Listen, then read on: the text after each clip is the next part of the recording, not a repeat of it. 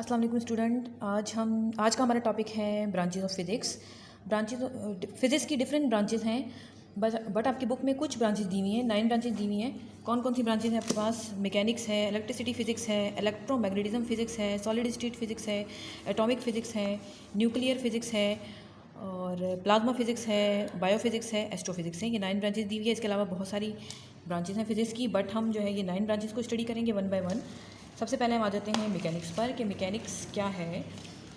Mechanics physics की older branch है। अब इसकी डेफिनेशन क्या हो सकती है? It deals with the motion of object with और विदाउट रेफरेंस ऑफ फोर्स।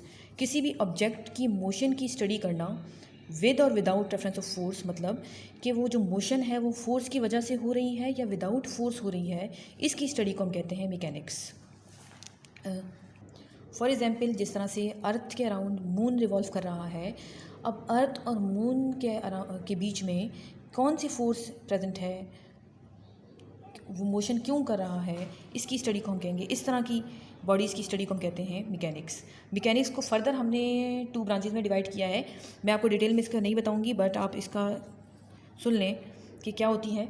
पहला हमारे पास होता है काइनेमेटिक्स होती है, और दूसरी है हमारे पास डायनामिक्स। काइनेमेटिक्स में हम बॉडीज़ की मोशन की स्टडी करते हैं, लेकिन इसमें ये नहीं पढ़ते कि वो मोशन जो है वो फोर्स की वजह से हुई है या नहीं हुई। तो इसमें फोर्स का हम स्टडी नहीं करते, इसमें प्योर मोशन की स्टडी करते हैं। डायनामिक्स में हम बॉडीज़ की मोशन की भी स्टडी करते हैं और ये भी देखते हैं कि वो जो मोशन है वो फोर्स की वजह से हुई है, कितनी फोर्स उस पर लग रही है, कौन सी फोर्सेस लग रही हैं, इसकी स्टडी करेंगे इसमें। नेक्स्ट हमारे पास ब्रांच आ जाती है आपके पास electricity physics.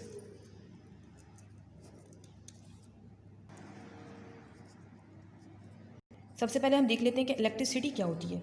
Electricity is the flow of electrically charge particles such as proton है, इलेक्ट्रॉन है।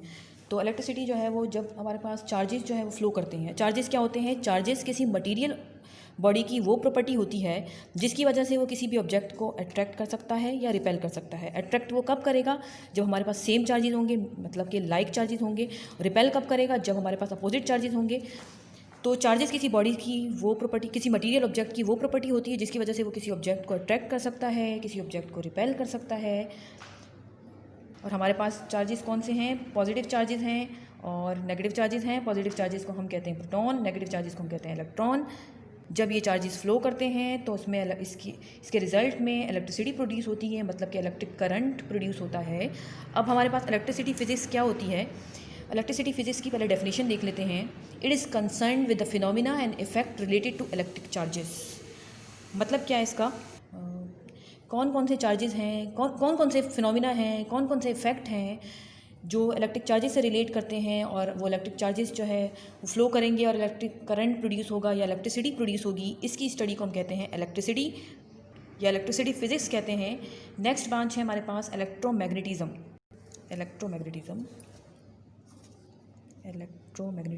डेफिनेशन आपकी बुक के पेज नंबर 2 पे मौजूद है, आप वहीं से देख सकते हैं। इलेक्ट्रोमैग्नेटिज्म क्या है हमारे पास? It deals with the observation, principles, laws and method that relate electricity and magnetism. इसमें हम इलेक्ट्रिसिटी और मैग्नेटिज्म दोनों को स्टडी कर रहे हैं। इलेक्ट्रिसिटी आपको पता है क्या होती है। अब मैग्नेटिज्म क्या होता है? ये फोर्स ऑफ अट्रैक्शन है या फोर्स ऑफ रिपल्जन है between magnet and magnetic material. अब मैग्नेटिक मटीरियल कौन से होते हैं? जिस तरह से हमारे पास आयरन है, स्टील है। अच्छा, एक्चुअली मैग्नेटिज्म फ़िज़िक्स में इसको हम 3 तरीके से स्टडी करते हैं। पहले पार्ट में हम स्टडी करते हैं इलेक्ट्रोस्टैटिक, सेकंड पार्ट में हम स्टडी करते हैं मैग्नेटिज्म की, थर्ड पार्ट में हम स्टडी करते हैं मॉडर्न फिज़िक्स की। तो इलेक्ट्रोमैग्नेटिज्म को हम 3 तरीके से स्टडी कर सकते हैं। फर्स्ट पार्ट में हम स्टडी करते हैं किसकी? इलेक्ट्रोस्टैटिक की, मतलब कि वो चार्जेस जो एट रेस्ट हैं उसकी स्टडी को हम कहते हैं इलेक्ट्रोस्टैटिक, और इसकी वजह से, इन चार्जेस की वजह से सिर्फ इलेक्ट्रिक फील्ड प्रोड्यूस होती है इसमें। अब इलेक्ट्रिक फील्ड क्या होती है? किसी भी चार्ज या किसी भी चार्ज के अराउंड वो स्पेस या वो जगह जहाँ तक कोई दूसरा चार्ज फोर्स फील करता है उसे हम कहते हैं इलेक्ट्रिक फील्ड। तो इलेक्ट्रोस्टैटिक में हम उन चार्ज की स्टडी करते हैं जो एट रेस्ट होते हैं और इसमें ओनली इलेक्ट्रिक फील्ड प्रोड्यूस हो रही होती है। सेकेंड पार्ट में हम स्टडी करते हैं मैग्नेटिज्म की। इनमें हम उन चार्ज की स्टडी करते हैं जो मूव कर रहे होते हैं विथ कांस्टेंट वेलोसिटी के साथ। और जब कोई चार्ज कांस्टेंट वेलोसिटी के साथ मूव करता है तो वह इलेक्ट्रिक और मैग्नेटिक फील्ड दोनों प्रोड्यूस करेगा। इलेक्ट्रोस्टैटिक में हम उन चार्ज की स्टडी कर रहे हैं जो एट रेस्ट था और ये सिर्फ ओनली इलेक्ट्रिक फील्ड प्रोड्यूस कर रहे हैं। मैग्नेटिज्म जो इलेक्ट्रोमैग्नेटिज्म का सेकंड पार्ट है जिसमें हम मैग्नेटिज्म को स्टडी करते हैं, उसमें हम उन चार्जेस की स्टडी करेंगे जो कांस्टेंट वेलोसिटी से मूव कर रही है और ये प्रोड्यूस करेगी मैग्नेटिक फील्ड और इलेक्ट्रिक फील्ड। थर्ड पार्ट हमारे पास है मॉडर्न फिजिक्स जिसमें हम स्टडी करते हैं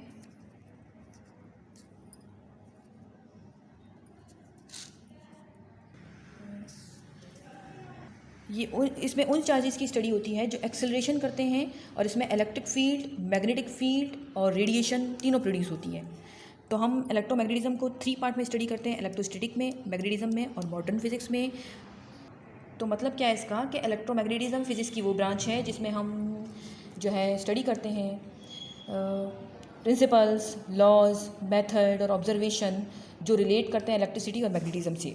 नेक्स्ट हमारे पास ब्रांच आ जाती है सॉलिड स्टेट फिजिक्स। फोर्थ है सॉलिड स्टेट फिजिक्स। इसकी डेफिनेशन क्या हो सकती है हमारे पास? It is concern with the structure and properties of solid material. Solid material के स्ट्रक्चर, उसकी प्रॉपर्टीज़, उस स्ट्रक्चर की क्या क्या प्रॉपर्टीज़ हैं, उसकी स्टडी को हम कहते हैं सॉलिड स्टेट फिजिक्स। मीन्स के कि जो एटम्स हैं, मॉलिक्यूल्स हैं या आयंस हैं वो किस फॉर्म में जो है वो अरेंज हुए हुए हैं। कि अगर हम सॉलिड की बात करें तो सॉलिड जो है हमारे पास फ्लैट सरफेस होते हैं कुछ सॉलिड्स के और थ्री डायमेंशनल शेप्स होती है उसकी। एग्जांपल है इसकी जैसे डायमंड हो गया, आपने 9th क्लास में पढ़ा है। इसमें क्या देखते हैं हम? इसके साइज़ देखते हैं, एटम का न्यूक्लियस देखते हैं, उसका मतलब न्यूक्लियस की स्टडी करेंगे, एटॉमिक मास या एटॉमिक नंबर की स्टडी करते हैं। तो सॉलिड स्टेट फिजिक्स कौन सी फिज़िक्स है? जिसमें हम किसी भी सॉलिड मटेरियल की स्ट्रक्चर, उसकी प्रॉपर्टीज़ की स्टडी करते हैं। और जिस तरह के सॉलिड की हमारे पास जो है वो टाइप्स हैं, अमोर्फस है और क्रिस्टलाइन है, तो इस तरह की स्टडी को हम कहते हैं सॉलिड स्टेट फिजिक्स। नंबर 5 है एटॉमिक फिजिक्स। एटॉमिक का वर्ड एटम से निकला है। एटम आपको मालूम है क्या होता है? The smallest particle of a element that can exist is called atom. आपको पता है कि स्मॉलेस्ट छोटे से छोटा पार्टिकल जो है आपके पास क्या कहलाता है? एटम कहलाता है। एटॉमिक फिजिक्स की हम डेफिनेशन देख लेते हैं। इसमें हम स्टडी करते हैं it is concern with the structure and properties of an atom. इसमें हम एटम का स्ट्रक्चर, एटम की प्रॉपर्टीज़ की स्टडी करते हैं। तो एटॉमिक फिजिक्स में हम क्या स्टडी कर रहे हैं? एटम का स्ट्रक्चर, एटम की प्रॉपर्टीज़ की स्टडी को हम कहते हैं एटॉमिक फिजिक्स। एटम का स्ट्रक्चर स्टडी करते हैं, एटम की प्रॉपर्टीज़ स्टडी करते हैं, ये एटॉमिक फिजिक्स में आ जाता है। नेक्स्ट हमारे पास ब्रांच है न्यूक्लियर फिजिक्स। न्यूक्लियर नाम से ही पता चल रहा है कि इसमें हम क्या स्टडी करेंगे? एटम के न्यूक्लियाई की स्टडी करेंगे। तो इसकी डेफिनेशन देख लेते हैं। This branch is concern with the structure, properties and reactions of the nuclei of atoms. Atoms के अंदर एटम के न्यूक्लियस का जो स्ट्रक्चर है, उसकी जो प्रॉपर्टीज़ हैं उसके न्यूक्लियस की, उसमें जो रिएक्शंस हो रहे हैं न्यूक्लियर रिएक्शंस हमारे पास 4 तरह के हैं। जैसे न्यूक्लियर फिजन रिएक्शन है, न्यूक्लियर फ्यूजन रिएक्शन है, या आप इंशाल्लाह चैप्टर नंबर 19 में स्टडी करोगे। और कौन से न्यूक्लियर रिएक्शंस होते हैं? न्यूक्लियर डीके है, ट्रांसम्यूटेशन है। इस तरह के जो इनकी स्टडी को हम क्या कहते हैं? न्यूक्लियर फिजिक्स कहते हैं। अच्छा जी, नेक्स्ट हमारे पास ब्रांच आ जाती है प्लाज्मा फिजिक्स। प्लाज्मा फिजिक्स में हमारे पास क्या किसकी स्टडी करते हैं? इसमें हम प्लाज्मा की स्टडी करते हैं। अब हमारे पास प्लाज्मा जो है मैटर की 4th स्टेट है। वैसे मैटर होता क्या है? Anything which has wait and occupy space. कोई भी चीज़ जो जगह भी घेरती है और उसका कोई ना कोई मास भी होता है, वो क्या कहलाती है हमारे पास? प्लाज्मा हमारे पास मैटर कहलाता है। मैटर की हमारे पास कितनी स्टेट्स हैं? 5 स्टेट्स हैं। पहली स्टेट आपको पता है क्या होती है? सॉलिड। सेकेंड स्टेट होती है हमारे पास लिक्विड। थर्ड है गैस। प्लाज्मा 4th स्टेट है प्लाज्मा। और जो 5th स्टेट होती है वो इतना हम स्टडी नहीं करते, वो हायर क्लासेस में स्टडी करते हैं। वो हमारे पास कहलाती है BEC, बोस आइंस्टाइन कंडेंसेट। ये आपको स्टडी करने की ज़रूरत नहीं है, बस सिर्फ आप सुन लें या समझ लें कि आप BEC जो है वो प्लाज्मा की 5th स्टेट है। हम सॉलिड आपको पता है क्या होती है, आप बचपन से पढ़ते आए हैं, लिक्विड और गैस। लेकिन प्लाज्मा जो है आपके पास आपके लिए नहीं होगी। प्लाज्मा क्या होती है? Plasma fourth fundamental states of matter है, जो सबसे पहले जो है वो डिस्क्राइब की थी एक केमिस्ट था जिसका नाम था लर्विंग लैंगम्योर, और ये 1920 में जो है वो डिस्कवर हुई थी। इसका मैं साइंटिस्ट का नेम लिख देती हूँ, लर्विंग लैंगम्योर। इसने इसको 1920 में बताया, 1920s में बताया। अब देख लेते हैं प्लाज्मा क्या होती है। प्लाज्मा होता क्या है? प्लाज्मा, फिर हम प्लाज्मा फिजिक्स की तरफ आएंगे।